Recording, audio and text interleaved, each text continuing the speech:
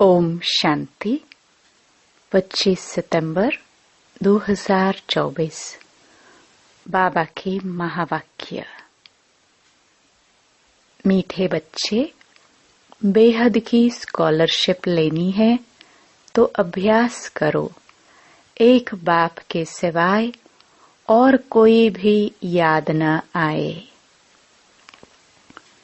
प्रश्न। बाप का बनने के बाद भी यदि खुशी नहीं रहती है तो उसका कारण क्या है? उत्तर। पहला, बुद्धि में पूरा ज्ञान नहीं रहता। दूसरा, बाप को यथार्थ रीति याद नहीं करते। याद न करने के कारण माया धोखा देती है, इसलिए खुशी नहीं रहती। तुम बच्चों की बुद्धि में नशा रहे, बाप हमें विश्व का मालिक बनाते हैं तो सदा उल्लास और खुशी रहे। बाप का जो वर्षा है, पवित्रता, सुख और शांति, इसमें फुल बनो तो खुशी रहेगी। ओम शांति। ओम शांति का अर्थ तो बच्चों को अच्छी रीति मालूम है। मैं आत्मा, यह मेरा शरीर, यह अच्छी रीति याद करो। भगवान माना आत्माओं का बाप हमको पढ़ाते हैं। ऐसे कभी सुना है? वह तो समझते हैं श्री कृष्ण पढ़ाते हैं, परंतु उनका तो नाम रूप है ना। यह तो पढ़ाने वाला है निराकार बाप। आत्मा सुनती है और परमात्मा सुनाते हैं। यह नई बात है ना। विनाश तो होने का ही है ना। एक है विनाश काले विपरीत बुद्धि, दूसरे हैं विनाश काले प्रीत बुद्धि।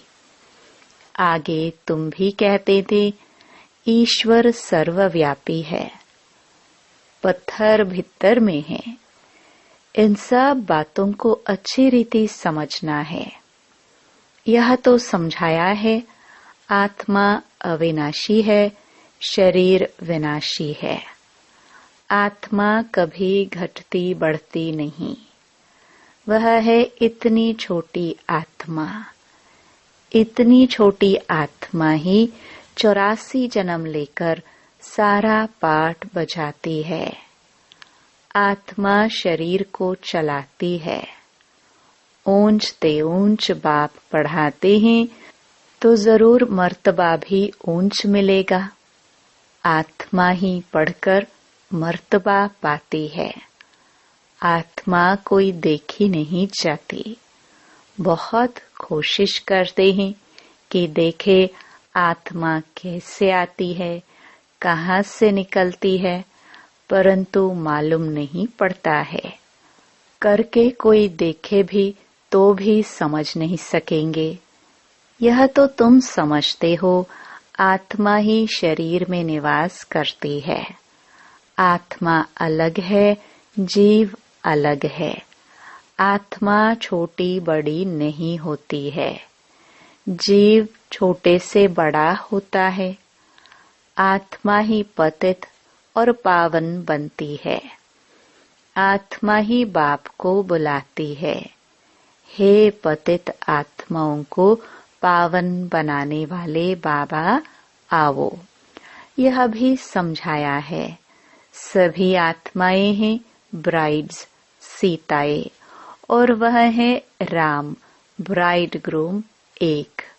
वो लोग फिर सभी को ब्राइड ग्रूम कह देते हैं। अब ब्राइड ग्रूम सब में प्रवेश करे, यह तो हो नहीं सकता। यह बुद्धि में उल्टा ज्ञान होने के कारण ही नीचे गिरते आए हैं, क्योंकि बहुत ग्लानि करते, पाप करते, डिफेम करते हैं। बाप की बहुत भारी निंदा की है। बच्चे कभी बाप की ग्लानि करेंगे क्या? परंतु आजकल बिगड़ते हैं तो बाप को भी गाली देने लगते हैं। यह तो है बेहद का बाप। आत्मा ही बेहद के बाप की ग्लानि करती है। बाबा आप कच्छ मच्छ अवतार हो। श्री कृष्ण की भी ग्लानि की है। रानियों को भगाया, ये किया, माखन चुराया। अब माखन आदि चुराने की उनको क्या दरकार पड़ी?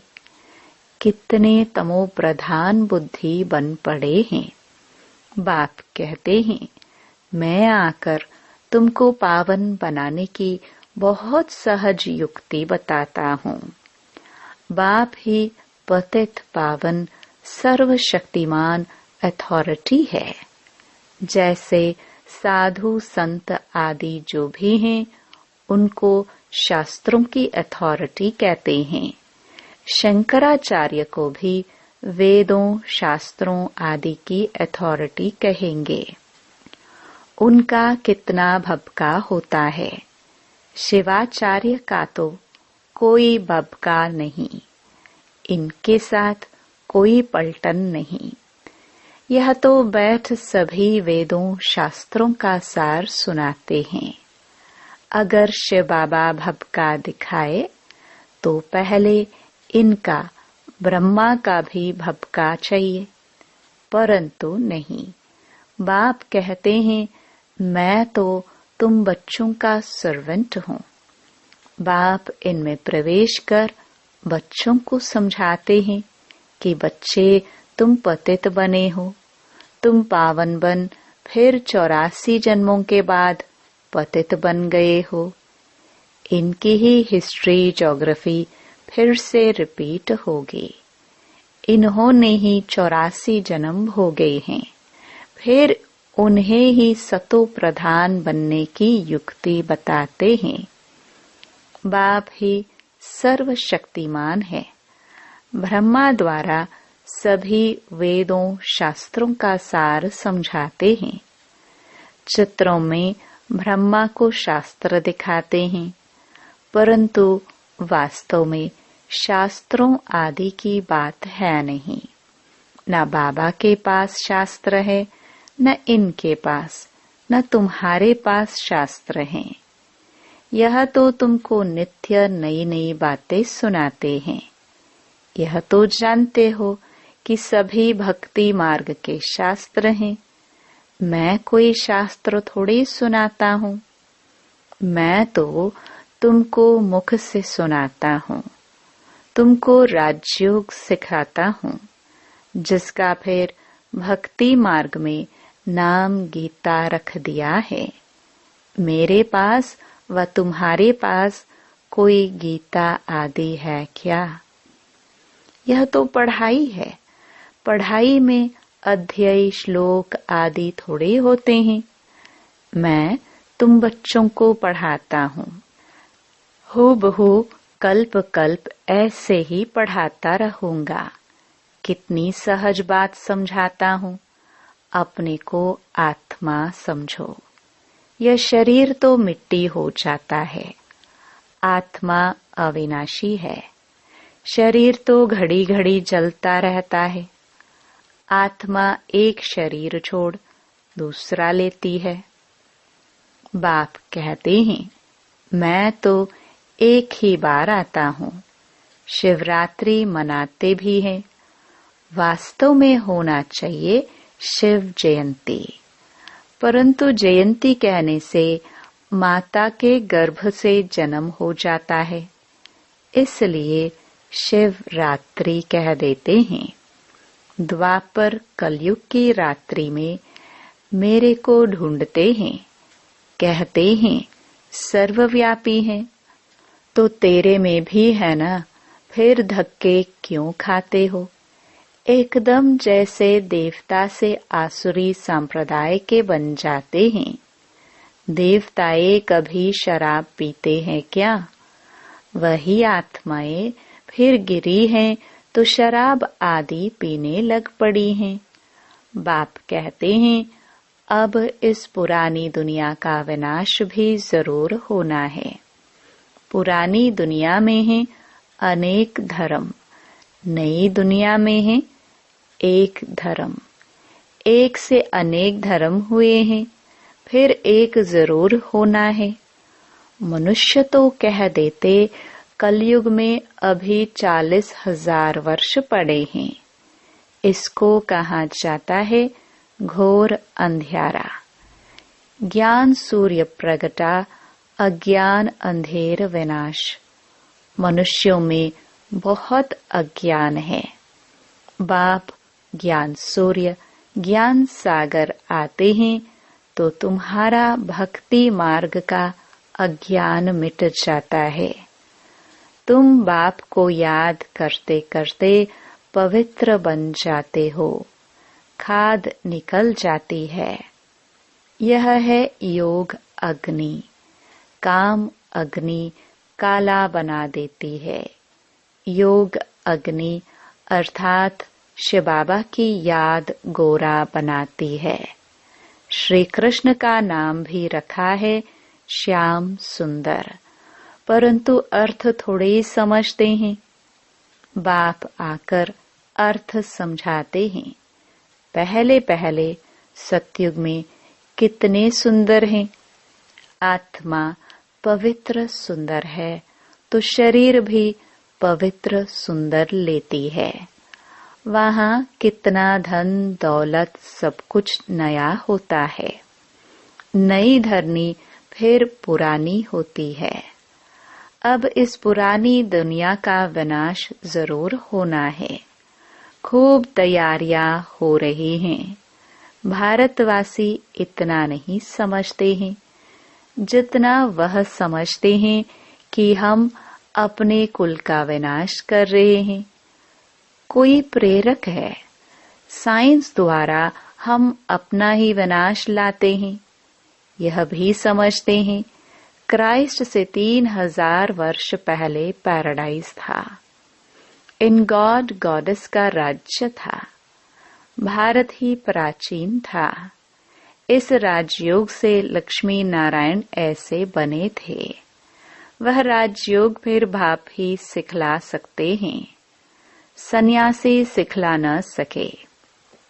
आजकल कितनी ठगी लगी पड़ी है। बाहर में जाकर कहते हैं हम भारत का प्राचीन योग सिखलाते हैं और फिर कहते हैं अंडा खाओ, शराब आदि भल पियो, कुछ भी करो। अब वह कैसे राजयोग सिखला सकेंगे? मनुष्य को देवता कैसे बनाएंगे? बाप समझाते हैं आत्मा कितनी ऊंच है। फिर पुनर्जन्म लेते लेते सतो प्रधान से तमो प्रधान बन जाती है। अब तुम फिर से स्वर्ग की स्थापना कर रहे हो। वहां दूसरा कोई धर्म होता ही नहीं। अब बाप कहते हैं नरक का विनाश तो जरूर होना है। यहाँ तक जो आए हैं वह फिर स्वर्ग में जरूर जाएंगे। शिव बाबा का थोड़ा भी ज्ञान सुना तो स्वर्ग में जाएंगे जरूर। फिर जितना पढ़ेंगे, बाप को याद करेंगे, उतना ऊंच पद पाएंगे।